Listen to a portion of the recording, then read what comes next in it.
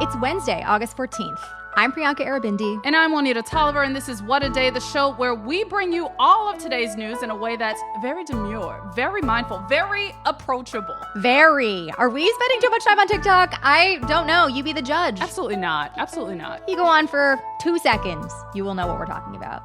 And if you don't, I'm sorry. Sorry, not sorry. Maybe good for you, but no. This one is fun. On today's show, citizens in 2 more states will have a choice to vote for reproductive rights in November. Plus, Governor Tim Walz defends his military record at his first solo rally. But first, the impact of a recent Supreme Court ruling on homelessness is being felt throughout the West Coast. Late last week, California Governor Gavin Newsom told reporters that he will withhold funds from local governments that don't comply with his order to clear homeless encampments. The state of California is doing more than ever. We'll continue to do more. But this will be my final words on this. If we don't see demonstrable results, I'll start to redirect money. I'm not interested in status quo ante any longer. Newsom issued his order last month after the Supreme Court ruling in Grants Pass v. Johnson made it easier for local governments to criminalize homelessness. Last week, the city council in Grants Pass, Oregon, the city at the center of the court's decision, passed a new ordinance that will fine people for sleeping outside and could lead to jail time. We reached back out to Jeremiah Hayden, a reporter for Street Roots, who's been reporting on homelessness in Grants Pass, and here is what he said has been happening to unhoused people in the city. I spoke with a few people in Grants Pass who told me nothing has really changed a whole lot since council passed the ordinance last week. That's not to say anything is great. People are still being moved once a week. There are no fully operational overnight shelters, and the public is still quite angry. Helen Cruz told me that the water is still shut off in parks and the restrooms have been closed. She's a formerly and intermittently homeless resident in Grants Pass who goes out and delivers water to people. But a few weeks ago, temperatures reached 113 degrees and there was no water available for people in the parks. One of the ongoing fears here is this Park Watch group who enters the parks to harass people sleeping there. This is a common thing that happens with these groups who just want to see people out of the parks. I think this is a truly heartbreaking and preventable reality that unhoused people are experiencing right now. And these policies seem to lack humanity or authentic solutions that will help them get into safe, consistent housing. Right, absolutely. Back in California, local leaders are divided over the right approach to homelessness. San Francisco Mayor London Breed has been ordering sweeps of encampments this month, despite the fact that recent data showed the number of unhoused people in San Francisco was far greater than the number of beds available in the city's shelters. Meanwhile, Los Angeles Mayor Karen Bass has voiced her concerns over Newsom's order, saying that officials need to focus on housing and services before sending in law enforcement. For more on how the Grants Pass ruling is playing out all across California, I called up Sydney Johnson. She is a reporter for KQED who's been covering homelessness in San Francisco. She told us that the city is conducting at least 2 encampment sweeps a day, every day. I started by asking her what Mayor Breed's homelessness policy looked like before the Grants Pass ruling and how it's changed ever since. Going back before the Grants Pass ruling, San Francisco was going through a lawsuit where a group called the Coalition on Homelessness actually sued the city of San Francisco for not following its own policies related to how it clears homeless encampments. So San Francisco had policies on the books, still does, that say when the city forces a group of people or a person sleeping in a tent on the sidewalk to move, they have to do a couple of things. One, they had to offer shelter. They had to offer some other place to go. And in addition to that, the crews of workers, which include street cleaners, but also police and outreach workers, it's a whole group of folks that go out in these scenes. They're also required to what's called bag and tag people's items before tossing them away. The idea was essentially to give folks who maybe are sleeping or maybe walked away from their things, perhaps to go to work, perhaps just to walk around the corner, to give them a chance to actually go back and retrieve their items rather than having them just thrown out in a truck. And this is really important. You know, I think a lot of times people say, why does that matter? You know, stuff is just getting thrown away. It's garbage. We're talking wheelchairs. We're talking medications. We're talking family heirlooms. Yeah, anything. You know, this is really important stuff for some folks. So those were 2 policies that San Francisco had. And the city was facing this lawsuit essentially saying, hey, San Francisco, you haven't been following these policies. And then the city was under a court order to essentially follow those policies that are on the books. And that was happening up until the Grants Pass ruling. And so the ruling in Grants Pass was very much related to this because Grants Pass was obviously about whether or not you can require someone who's unhoused to move without having an alternative shelter available. So San Francisco was essentially being held to its own policies when it really couldn't fulfill some of those because the city doesn't have enough shelter beds. It doesn't have enough permanent supportive housing units to move people into from off of the streets. So now that the Grants Pass ruling has come down, San Francisco and other West Coast cities have a lot more flexibility to carry out these encampment clearings, even though there is not alternative shelter available all the time. Right. I want to follow up on something you mentioned in that answer. City officials say that the sweeps are meant to move unhoused people into temporary housing, but local advocates say that the city doesn't have the resources to ensure that. What do the numbers look like there in terms of like what is needed in terms of housing versus what they actually have? The point in time count, which is the federal survey of the number of people who are experiencing homelessness, this is a national survey that every city has to do, found that there are several thousand people living on the streets in San Francisco any given night. What we know is that the shelters in the city are at 90% capacity. I just checked the wait list online right before this call, and there were nearly 200 people on the wait list. Wow. Those are just people who have the resources and know how to sign up also. Yeah. You know, that's just one way of looking at it. That's just talking about shelter. If we're going to talk about permanent supportive housing, the city still does not have enough units to meet the demand there either. If there isn't housing available, what options does an unhoused person have once their camp has been cleared in San Francisco? I know Mayor Breed has introduced an executive order that directs city workers to buy bus tickets for unhoused people to send them to other cities. What does this look like for them? I monitored one of these sweeps last Friday and spoke to folks who were forced to move in the morning. And basically what happened was, it was a Friday morning. I got there around 7:30 a.m. and crews typically arrive around 8. The folks who were living on this particular alley had received a notice on Monday morning that crews would be coming, so they did have a heads up. By the time the crews actually got there and theoretically would be able to potentially offer shelter if there was any available, all but one person had left the area. So there was about 8 people who were living there the night before, and most of them left because they knew that the offers weren't something that they wanted to say yes to. Right. 2 people that I spoke to said that they actually had encountered these crews multiple times in the last month and that they had accepted shelter. They stayed in a shelter for over a week at one point. One of the women said she experienced sexual harassment in the shelter and she didn't feel comfortable going back there. And so her partner and her just said, we're avoiding it now. There was a woman who was on her own with a dog, and she said that she did accept a shelter option that day.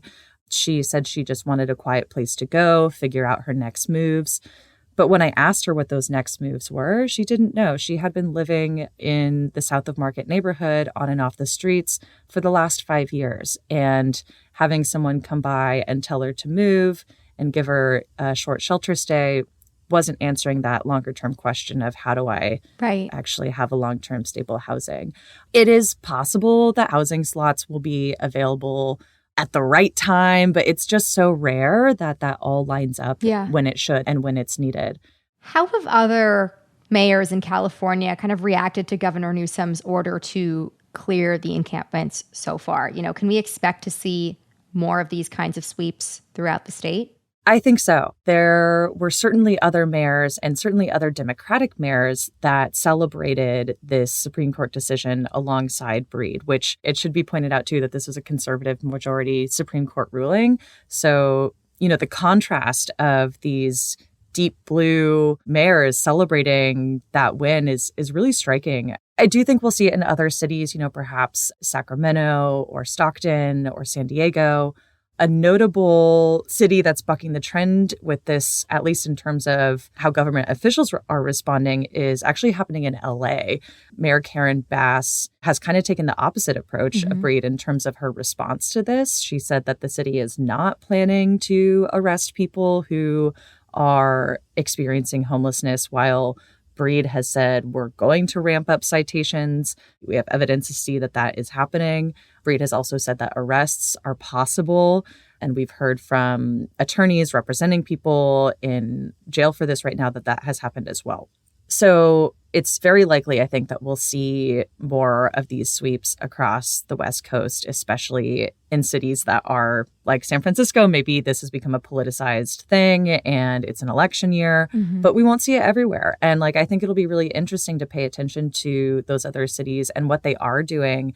Are rates of homelessness actually going up and down differently in different cities? This is such a huge, sprawling issue, and no individual city is going to solve it on their own, I don't think. Right. But if there's different approaches that are being taken, I think we'll really have to watch and see what happens on the local level.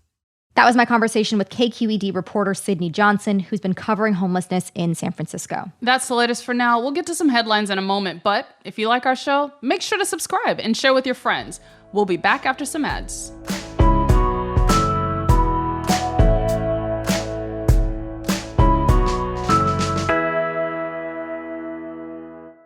Having a teen feels like having your own live-in influencer. Somehow you know the latest makeup trend and the fact that skinny jeans are not the most flattering pants. Now it's time for you to show them what's up, thanks to Domino's. From August 12th through 18th, carry out as many large 2-topping pizzas from Domino's as you want for only $6.99 each. And teach your kiddo that saving money and Domino's pizza will never go out of style. Carry out only. You must ask for this limited time offer. Valid 8/12 through 8/18. Tax may apply. Prices, participation, and charges may vary. What a Day is brought to you by Brooklinen. Some things in life are worth spending on, and you sleep in your sheets every night. So Brooklinen is one of them. Brooklinen's value is the best, even helping you save when you bundle. The hardcore bundles come with everything you need: a fitted sheet, a flat sheet, a duvet cover, and 4 pillowcases. You can even choose to mix and match from a variety of colors and patterns to fit your particular style. We have told y'all many times before about the fabulous stuff over at Brooklinen. These sheets, y'all, okay, so good, so soft, so supple, make you feel like you're in a hotel. They're so soft. And you should be sleeping 8 hours a night. I don't, but most people should. And that's a long time to spend in crappy sheets, Absolutely. It will make your life better to sleep in sheets that you love. Start and end your summer days with the reviving comfort of Brooklinen. Visit in-store or online at brooklinen.com. That's BROOKLINEN.com and get 15% off of your first order. Saucony, the original running shoe company, has just upped our lineup with the all-new Hurricane 24, designed for all-day comfort. Engineered with Power Run PB foam, the Hurricane 24 provides max cushioning for everyday movement and the feeling of a better foam. Shop Saucony Hurricane 24 at SAUCONY.com.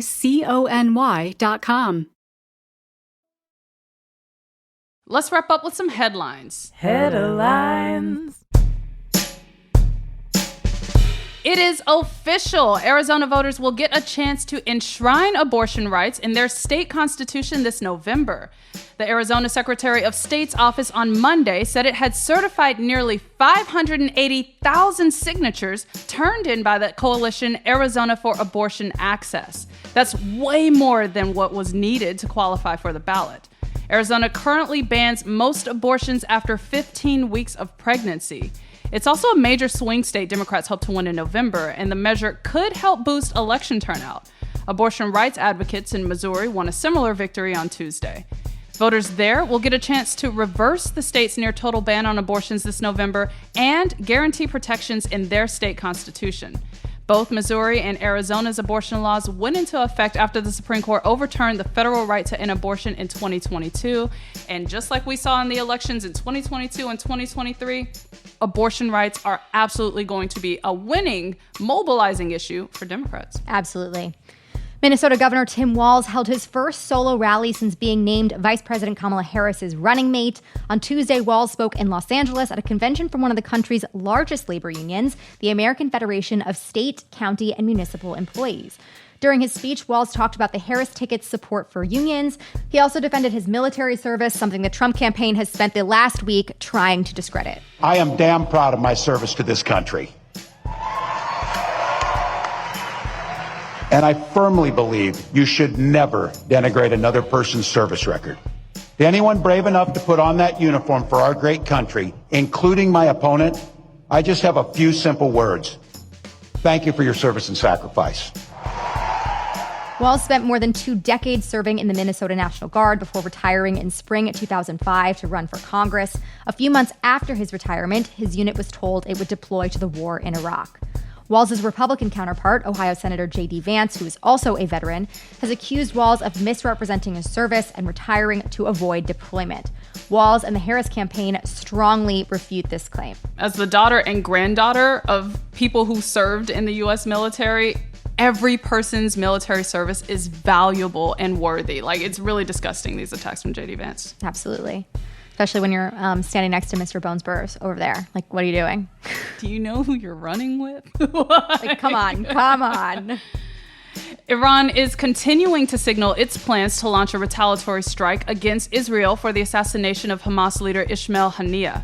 Haniyeh was killed late last month in Tehran. On Monday, the U.S. and several allies released a statement calling on Iran to, quote, stand down its ongoing threats of a military attack against Israel. Then, on Tuesday, a spokesman for Iran's Ministry of Foreign Affairs issued a response, saying that the demand made by the Western powers, quote, lacks political logic and contradicts principles of international law.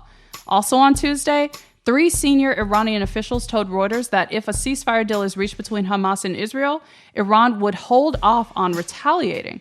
Ceasefire talks are supposed to resume on Thursday, but a Hamas official told Reuters the militant group will not be sending a representative to this week's talks, and instead want to see a plan that will put President Biden's ceasefire proposal from May into practice. The DNC is getting with the times and coming to TikTok, Instagram, and YouTube with a more modern look. On Tuesday, the Democratic National Convention Committee announced that for the first time ever, the DNC will be streaming vertically on the social media platforms. Okay, very modern, very hip for the DNC. People have been doing this for a while, but okay. I mean, a win is a win. A win is a win, okay? A win is a win. All right. Convention organizers hope to reach younger viewers by offering the vertical view that users are used to on the popular apps. The convention will also be streaming on Apple TV, Amazon Fire TV, and Roku. And for the boomers out there, you can still catch it on Facebook. What are you doing there? No, cesspool. I mean, they're looking for horizontal views, right? I feel like Facebook is set up for horizontal while everybody else is vertical. But also, I'm excited about this. I really hope they do some type of collaboration with our homie, Very Demure. Oh my God. Did you see how Vice President Harris came to the stage? Very demure, very mindful. And those are the headlines. One more thing before we go. It's election season, which also means it's lawn sign season. Get into the action with the newest housing-focused drop from the Crooked Store. Now you can be the most progressive house on the block with signs that say YIMBY, that's yes in my backyard. Ones that say, in this house, we believe this house is too expensive. And while you're at it, grab a dictatorship bad 2024 sign too. There's also a flag. Someone make sure to tell Martha and Alito. Housing is an issue that feels big and hard to tackle, but change starts on the neighborhood level. Make it clear that you want more affordable housing for all and get a conversation going on your home turf. Head to cricket.com/store to shop the collection. That is all for today. If you like the show, make sure you subscribe, leave a review, protect Tim Walz at all costs, and tell your friends to listen. And if you're into reading and not just the massive number of Arizonans who signed the Abortion Access Ballot Initiative like me, What a Day is also a nightly newsletter. Check it out and subscribe at cricket.com/subscribe. I'm Juanita Tolliver. I'm Priyanka Arabindi. And the DNC says hot to go to the polls. I don't know what that means. What does that mean? Oh my God, Juanita, chaperone, please. I just know she dressed up like a WWF wrestler. Is that what that costume was? Yeah! Oh.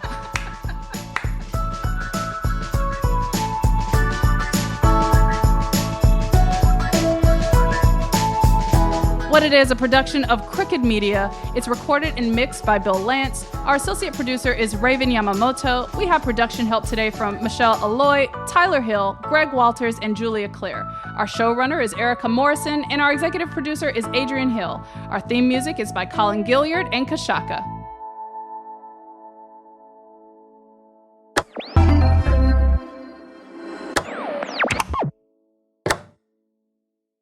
Having a teen feels like having your own live-in influencer. Somehow you know the latest makeup trend and the fact that skinny jeans are not the most flattering pants.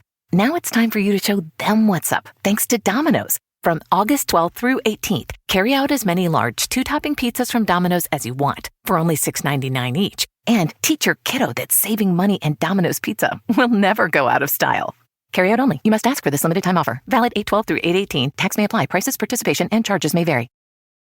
Saucony, the original running shoe company, has just upped our lineup with the all-new Hurricane 24, designed for all-day comfort. Engineered with Power Run PB foam, the Hurricane 24 provides max cushioning for everyday movement and the feeling of a better foam. Shop Saucony Hurricane 24 at SAUCONY.com.